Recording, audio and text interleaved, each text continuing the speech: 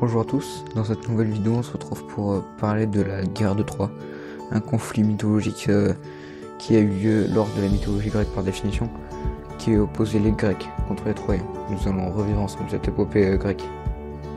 Alors bonne vidéo.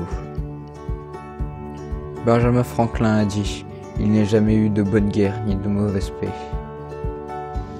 L'élément déclencheur de cette guerre est l'enlèvement d'Hélène, épouse du roi de Sparte Ménélas, par le Troyen Paris, fils de Priam, roi de Troie, et de son épouse Écube. En effet, Hélène avait été promise à Paris par Aphrodite, en remerciement pour le jugement du mont Ida, lui attribuant la pomme d'or. À cause d'Eris, la déesse de la discorde, une querelle opposait Héra, Aphrodite et Athéna. Les trois déesses se disputaient pour savoir qui était la plus belle. Elles promisent à Paris, respectivement, la royauté, la puissance militaire et l'amour de la plus belle femme du monde, Hélène. Paris dut donc remettre la pomme d'or à celle qui trouvait la plus belle, Aphrodite. On peut aussi considérer l'enlèvement d'Hélène, et donc l'incitation à la guerre, comme une vengeance de la part de Priam, de la précédente guerre de Troie entre Héraclès et son père, Laomédon, qui est mort par ses mains. En effet, si Paris s'est autorisé à se rendre à Sparte, c'est pour demander le retour d'Hésione, emmené par Télamone, après la guerre. Les rois grecs, descendants de Pélops, sont contraints par le serment de Tyndare à se joindre à la cause de Ménélas, l'épouse d'Hélène. Celui-ci, accompagné de Nestor, parcourt la Grèce pour les rappeler à leur promesse. Étant accompagné de son frère Agamemnon et de Palamède, Ménélas va trouver à Ithaque, Ulysse, réticent à cause d'un oracle qu'il a entendu. Pour éviter d'avoir reparti, il simule la folie vêtue en paysan. Il laboure un champ avec un âne et un bœuf attelés à la même charme, et lance du sel par-dessus son épaule. Palamède place alors le jeune Télémaque, fils d'Ulysse, devant l'attelage en marche. Ulysse tire vivement sur les rênes, montrant ainsi qu'il est sain d'esprit. On peut accorder une signification métaphorique à cet épisode. Le bœuf et l'âne représentent deux Zeus et Chronos. Chaque sillon ensemencé de sel signifie une année perdue, et Télémaque marque la victoire décisive. Selon les auteurs tardifs, le devin Calchas avait prédit que Troie ne pourrait être prise sans Achille, fils de Thétis. Sa mère, pour le protéger de la guerre, le cacha, déguisé en fille, chez Lycomède, roi de Skyros. Mais il fut confondu par une ruse d'Ulysse qui excita son instinct de guerrier et le poussa à se réveiller en faisant sonner la trompette aux portes de la cité. Cependant, Homère raconte simplement que Nestor et Ulysse, étant venus à Phthie pour recruter des troupes, se virent confier Achille par son père Pélée. D'autres rois et héros, tels que les deux Ajax, Diomède et Tlépolémon, les rejoignirent encore. Idoménée, roi de Crète, lui aussi ancien représentant d'Hélène, qui avait mené un nombre considérable de navires, obtint la demande, le commandement de garde. Toutes les troupes se rassemblèrent à Aulis. Cependant, elles ne pouvaient partir sans provision. C'est Agnios qui fournit grâce à ses fils les vignerons. Mais Ménélas a envoyé Agamemnon accompagné d'Ulysse pour emporter avec eux les vignerons. Comme Agnios refusait, ils les enlevèrent de force, mais elles s'enfuirent. Cette flotte accoste dans la deuxième année après l'enlèvement d'Hélène en Mysie, non loin d'Élée. Ils affrontent d'abord Télèphe, roi de Mysie, les fils d'Héraclès qui, alarmés par le débarquement d'une armée si imposante, a dépêché contre elle ses propres troupes. Après des combats acharnés, Télèphe apprend qui sont les chefs de l'armée ennemie et le combat cesse alors. La flotte grecque repart chez elle après cette première expédition et se repose pendant 8 ans. Cette première expédition était relatée dans les chants cypriens, première épopée du cycle troyen, attribuée à Stasinos et composée au 6e siècle avant Jésus-Christ. Cette épopée est presque entièrement perdue, mais on en connaît un résumé transmis beaucoup plus tard, dans la Chrestomatie de Procolos, au 5e siècle. Alors que l'armée grecque s'apprête, la colère d'Artémis contre Agamemnon bloque la flotte à Aulis. Le devin Calchas impose le sacrifice d'Iphigénie, fille de ce dernier. C'est par la promesse d'un mariage avec Achille que les chefs achéens attirent alors la jeune fille à Aulis. Quand la flotte grecque arrive devant Troie, le premier grec à prendre la ville est Protésilas, sous le coup d'Hector, alors que les Grecs organisent la cérémonie funèbre en l'honneur de celui-ci. Sans avertissement, Cycnos, fils de Poséidon et roi de Colonne, mène un second assaut, mettant en fuite les Grecs et aucune arme ne peut le blesser. Achille menant la contre-attaque parvient à le tuer en l'étranglant avec la jugulaire de son casque d'un jet de pierre. Les Grecs installent leur camp sur la plage qui s'étend devant Troie. Une ambassade achéenne pour réclamer Hélène échoue. Une fois les Troyens retranchés derrière la muraille, Achille s'emploie à leur couper les vivres. Il attaque et réduit ainsi 11 cités d'Anatolie, tributaires de Troie. C'est dans l'Hyrnessos, l'une de ces villes lors de la 10e année de siège qu'il reçoit par d'honneur Briséis, tandis qu'Agamemnon reçoit Chryséis lors du sac de Thèbes sous le Plakos. C'est à ce moment que commence le récit de l'Iliade. Une peste frappe le camp grec et le devin Calchas, encouragé par Achille, révèle qu'Apollon a puni Agamemnon car celui-ci avait refusé de rendre la captive Chryséis à son père Chrysès, prêtre d'Apollon dans une ville de Troade. Contraint de céder, Agamemnon furieux réclame une œuvre pardonneur. Achille se récrie et Agamemnon, pour l'humilier, décide de prendre Chryséis, sa captive. En colère, ce dernier décide de se retirer sous attente et jure sur le château d'Agamemnon de Zeus de ne pas retourner au combat. Zeus sur sa demande donne l'avantage aux Troyens, tant qu'il sera absent du champ de bataille. Privés de son appui, les Grecs essuient défaite sur défaite. Et alors que les Grecs sont acculés et que les Troyens menacent de brûler leur nef, le vieux sage Nestor finit et Ulysse viennent en ambassade plaider la cause achéenne. Achille reste ferme, mais Patrocle, ému par les malheurs de ses compatriotes, obtient l'autorisation d'Achille de sauver les Grecs en portant ses armes. La manœuvre réussit, mais Patrocle, malgré sa promesse à Achille, engage la poursuite. Il est tué par Hector, frère de Paris, qui prend les armes. Achille comme butin. Furieux contre lui-même et humilié, trompé par Patrocle, qui ne l'a pas eu auprès de lui pour le protéger du malheur et symboliquement vaincu par Hector, Achille décide de se venger, malgré les avertissements de sa mère, s'il l'affronte.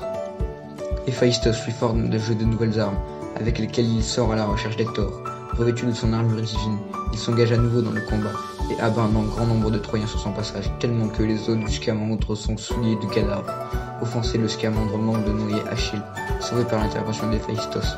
Celui-ci rencontre enfin Hector, le défie et le tue avec l'aide d'Athéna. Il traîne sa dépouille autour de la ville avec son char avant de le ramener dans le camp achéen. Achille fait pourtant preuve d'humanité en laissant le roi Priam, venu dans cette tente en suppliant, emporter le corps de son fils pour lui accorder des dignes funérailles. Il obéit ainsi à sa mère envoyée par les dieux mécontents du traitement infligé à la dépouille du héros. Certains racontent ensuite l'arrivée de Penthésilée, reine des Amazones de même nom, qui est, selon certains rois d'Éthiopie. Penthésilée est défaite par Achille, mais il tombe amoureux du cadavre, et Thérside s'étant moqué de lui. Il tue ce dernier. Antilope, pour sauver son père, s'affronta à Memnon qui le tua. Achille le vengea en tuant Memnon. Sur l'île d'Épios, d'Ulysse, à moins que ce ne soit sous l'inspiration d'Athéna, les Grecs construisent un énorme cheval en bois dans lequel ils cachent des guerriers, au nombre desquels se trouvent notamment Ulysse, Ménélas et Néoptolème. Puis les Achéens brûlent leur camp, embarquent sur leur navire et dissimulent leur flotte plus loin dans la baie de Bésique, derrière l'île de Ténédos. En présence du cheval, les Troyens sont d'abord désemparés, les avis divergent sur le sort qu'on doit lui réserver.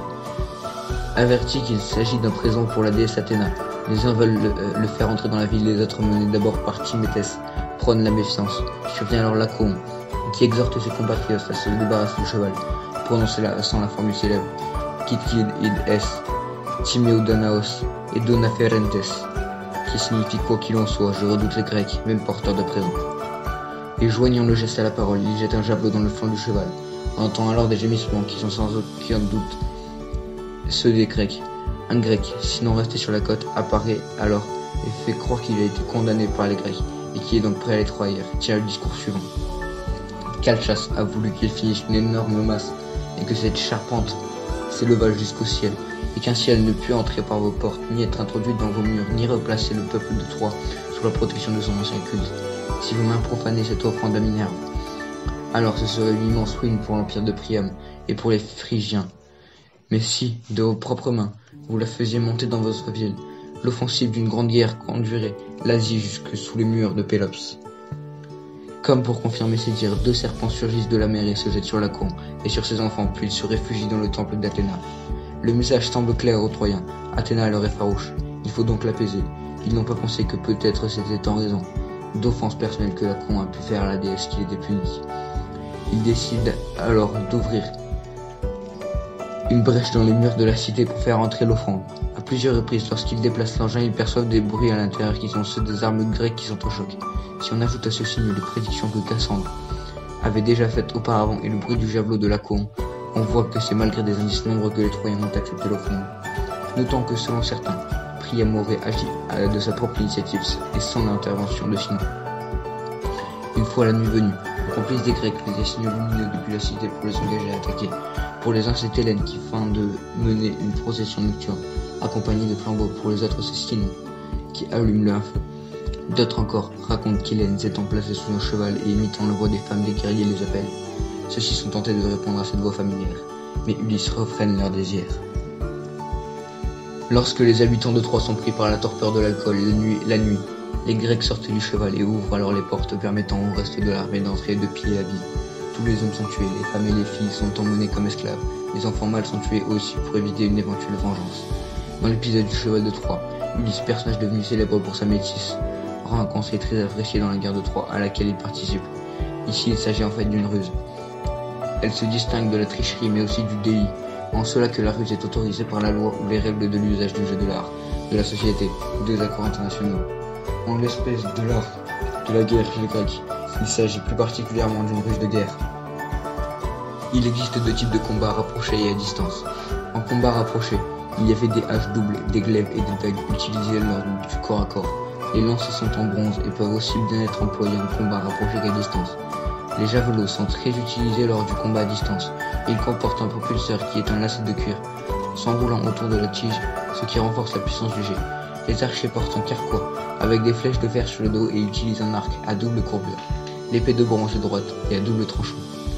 Concernant les protections, les soldats portent des jambières, des boucliers ronds, des cuirasses, des plastrons ainsi que des casques. Les chefs sont privilégiés et portent des armures constituées de plaques de bronze qui pèsent l'équivalent de 20 kg. La cuirasse peut être ornée de traits qui soulignent les muscles. Portée sur une tunique courte, la cuirasse est formée de deux plaques de métal réunies avec des crochets. Elle s'arrête sous la ceinture. Des bandes de cuir prolongent la cuirasse. Le bouclier est toujours décoré de motifs divers. Les jambières sont en laisin. Les matériaux utilisés pour les armes sont principalement le bronze, l'argent, le fer, l'or et le cuivre. Les mines de fer se trouvant à Chypre, à Rhodes et en Eubée. Les mines d'argent sont au sud d'Athènes et sur le mont Pangée où on trouve de l'or. Les mines de cuivre sont en Eubée. Achille est un héros légendaire de la guerre de Troie, fils de Pélée, roi de Phthie, et Thessalie et de Thétis, une Néréide. Il est fréquemment appelé Péléide ou Éacide, épithète qui rappelle son ascendance. Sa mère le plonge dans le Styx, l'un des fleuves des enfers, pour que son corps devienne invulnérable. Son talon par lequel le tient Thétis n'y est pas trempé et reste celui d'un mortel, ce qui le mènera plus tard à sa terre. Il est éduqué par le centaure Chiron, qui lui apprend les arts de la guerre, la musique et la médecine. Alors qu'il est encore adolescent, il choisit une vie courte mais glorieuse, plutôt qu'une existence longue mais sans éclat. Caché par sa mère qui veut l'empêcher de participer à la guerre de Troie, à la cour du roi Nicomède, le jeune homme est découvert par Ulysse et rejoint avec son ami intime Patrocle l'expédition grecque. Lors de la deuxième année du conflit, une querelle avec Agamemnon le pousse à quitter le combat. C'est la colère d'Achille chantée par l'Iliade. La mort de Patrocle le pousse à reprendre les armes pour affronter Hector, le meilleur des Troyens. Achille trouve la mort peu après l'avoir tué, atteint au talon par une flèche de Paris, guidé par un dieu Apollon. Dans le banquet de Xénophon, Xénophon dit qu'il n'était pas amant. Eschyle dit le contraire dans sa pièce Les Myrmidons. Achille est honoré comme un héros, voire comme un dieu par le monde grec. Beau valeureux champion d'une morale orgueilleuse de l'honneur, il incarne l'idéal moral du parfait chevalier homérique.